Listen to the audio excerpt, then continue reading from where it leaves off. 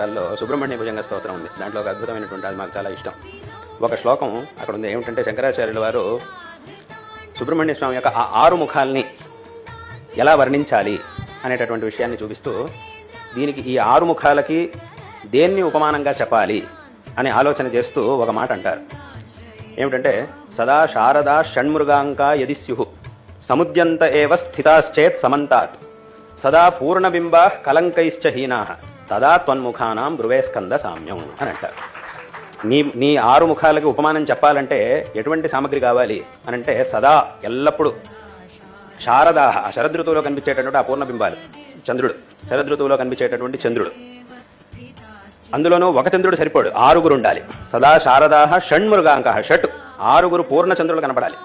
షణ్మృగాంక యది స్యు, ఒకవేళ ఉండేటైతే అందులోనే ఎలా ఉండాలి? ఊరికే వృద్ధిక్షయాలు, ఒకసారి ఉదయించడం ఒకసారి అస్తమించడం ఉండకూడదు. సముద్యంత ఏవ స్థిత, ఎప్పుడు ఉదయిస్తూనే ఉండాలి.